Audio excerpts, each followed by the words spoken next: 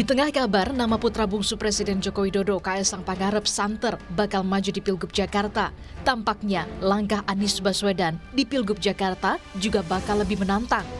Namun, dukungan agar Anies kembali memimpin Jakarta terus mengalir. Salah satunya dari relawan yang mendeklarasikan agar Anies kembali memimpin Jakarta. Dukungan penuh kepada Anies Rashid Baswedan untuk maju sebagai calon gubernur DKI Jakarta pada Pilkada 2024. Dukungan ini kami berikan berdasarkan berbagai pertimbangan dan harapan untuk kemajuan Jakarta yang lebih baik. Soal Pilgub Jakarta, Sekjen PDI Perjuangan menyebut saat ini partainya tengah mempertimbangkan semua nama untuk maju. Selama itu adalah kehendak rakyat.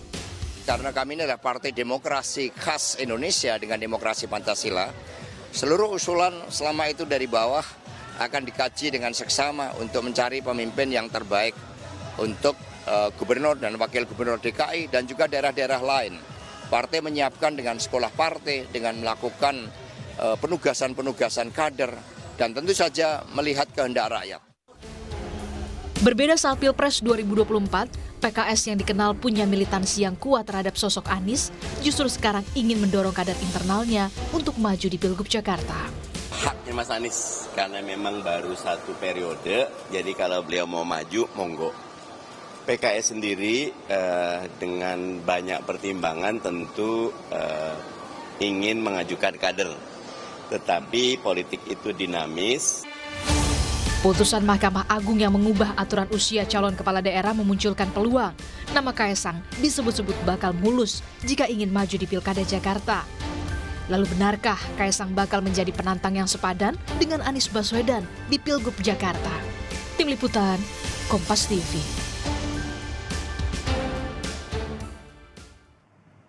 Langkah Anies Baswedan untuk maju di Pilgub Jakarta tampaknya bakal lebih menantang setelah Mahkamah Agung mengubah aturan batas usia calon di Pilkada yang disebut-sebut berpotensi memuluskan putra bungsu Presiden Jokowi, Kaesang Pangarep di Jakarta.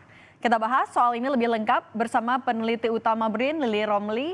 Prof. Romli, selamat sore. Selamat sore Mbak Cindy. Prof, setelah adanya putusan MA yang dibilang kan ini jadi karpet merah juga nih untuk salah satu tokoh lah. Kalau Prof Romli ngelihatnya peta politiknya sekarang untuk di Pilkada Jakarta gimana, Prof? Ya, saya kira memang kalau jadi Kaesang maju di Pilkada Jakarta, ini memang kompetisi akan lebih ketat, dinamis, menjadi pusat perhatian bukan hanya Indonesia, bahkan mungkin internasional gitu. Karena ini pertarungan ulang dari Pilpres atau kelanjutan dari kompetisi Pilpres antara Anies dengan Pak Jokowi. Karena saya menganggap bahwa Kaesang ada representasi Pak Jokowi, bukan representasi Kaesang itu sendiri.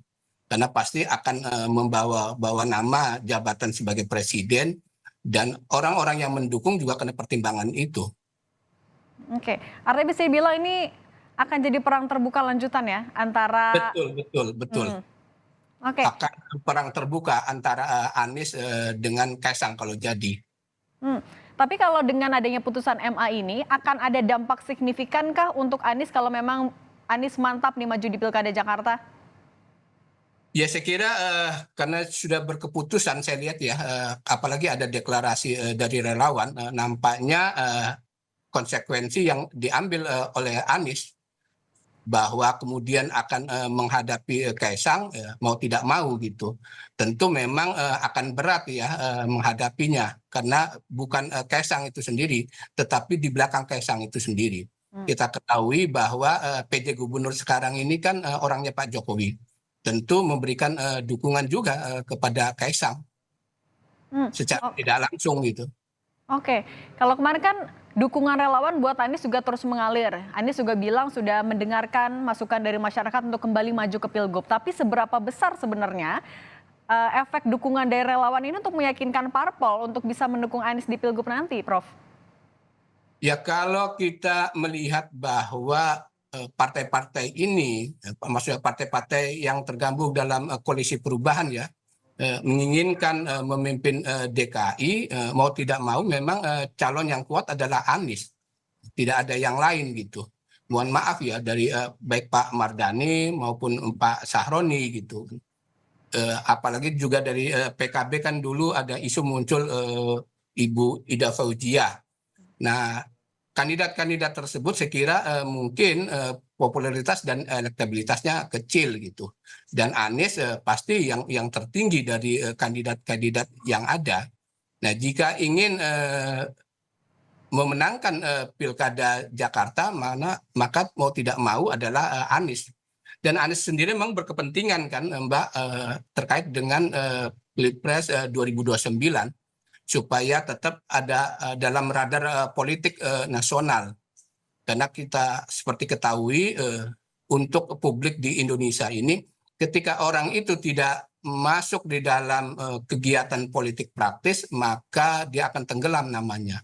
Nampaknya Anies ingin mempertahankan nama itu dengan memasuki kompetisi pilkada di Jakarta ini. Oke, apakah nama Anies yang elektabilitasnya paling tinggi di Jakarta ini juga jadi alasan kenapa PDIP yang kalau kita lihat dulu berseberangan sekarang tiba-tiba memunculkan nama Anies di Pilgub? Betul, saya kira karena memang selama ini kan kader yang untuk ditempatkan di Jakarta itu tidak kuat gitu ya, bahkan nggak disebutkan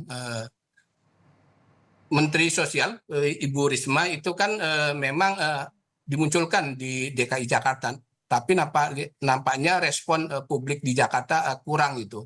Saya membaca survei itu kan hasilnya sekitar 1,5 atau 2 lah elektabilitasnya itu. Dengan demikian memang nama Ibu Risma tidak menjual.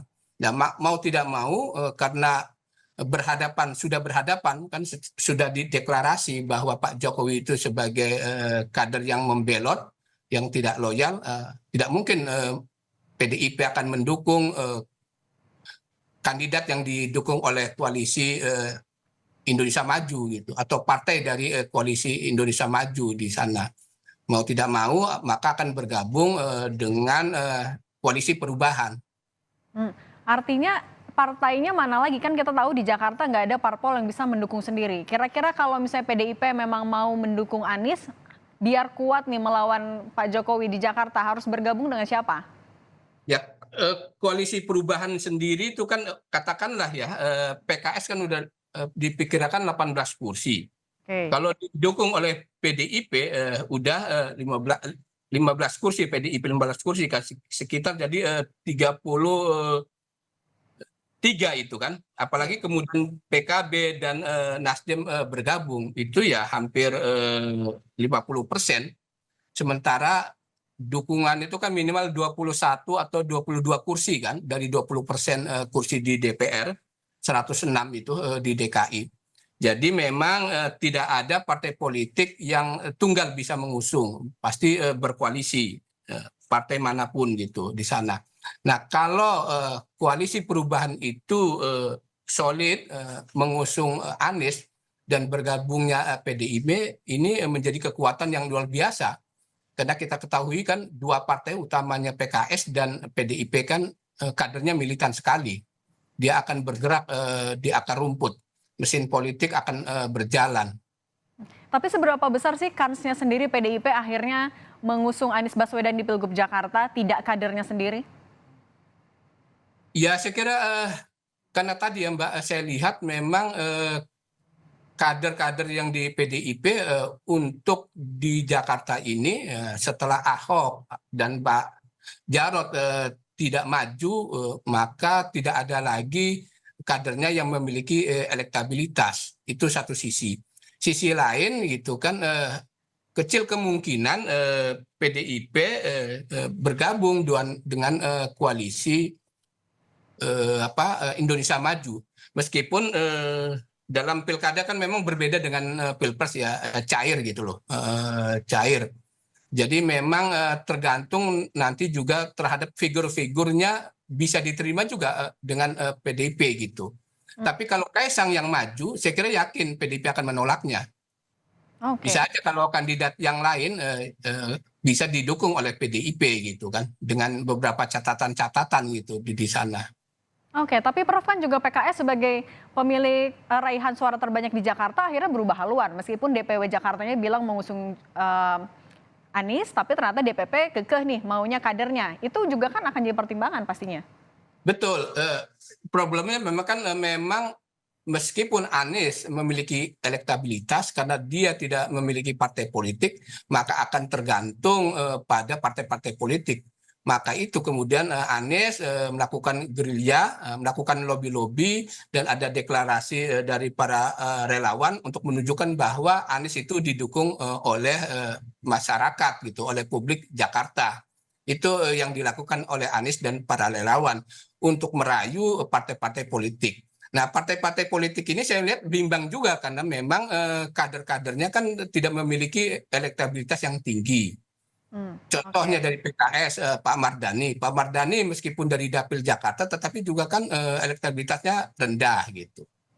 Seperti itu. Terus Nasdem kan mengusung Sahroni, juga elektabilitasnya rendah.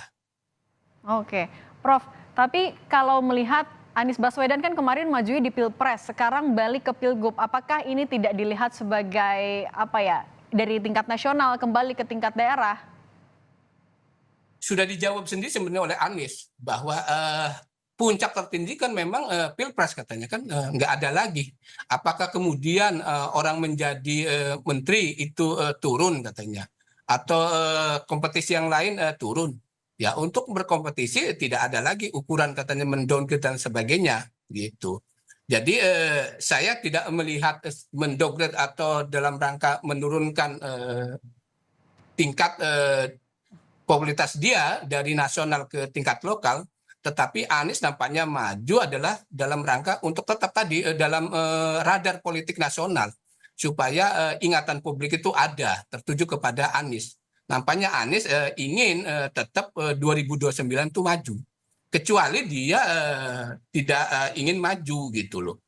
Nampaknya tetap seperti juga kandidat-kandidat lain, bahwa kompetisi Pilgub itu sebagai anak tangga untuk memasuki kompetisi Pilpres. Dan DKI adalah salah satu daerah yang memiliki daya magnet yang tinggi sebagai barometer nasional, meskipun nanti Jakarta bukan jadi ibu kota, karena Jakarta adalah ibu kota paling besar kan, terbesar di Indonesia.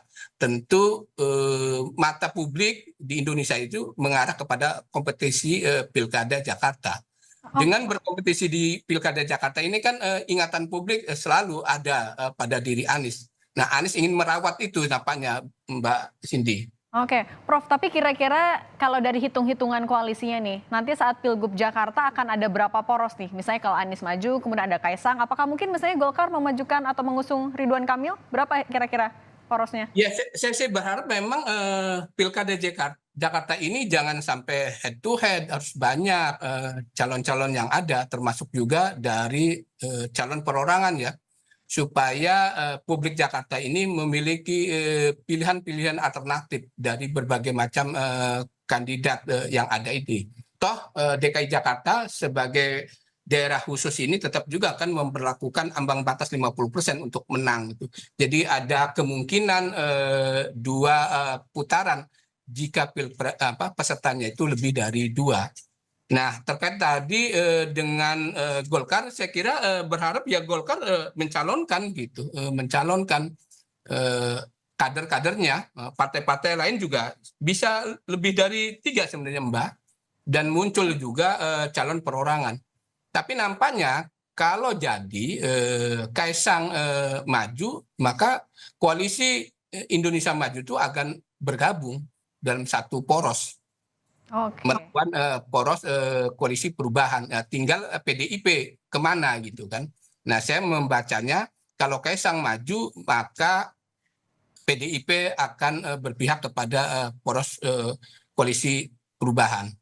Oke, pendaftaran masih lama ya, Agustus. Kita lihat nanti apakah gerilya Anies dan juga relawannya berhasil untuk merebut tiket. Terima kasih peneliti utama BRIN, Prof. Lili Romli.